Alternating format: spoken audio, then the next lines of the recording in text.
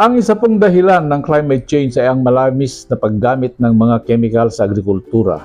Hindi lang mangyan nakakadagdag sa climate change, kundi nakakasira pa ng kapaligiran, lalong-lalo na yung ginagamit nating mga pinagtatamnan ng pagkain, sapagkat nasisira po yan sa malabis na paggamit ng chemical, lalo na una, yung paggamit ng chemical fertilizer.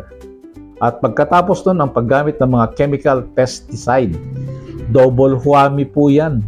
Dalawang banat po yan. Una ay yung paggamit ng mga chemical fertilizer, contributor sa climate change.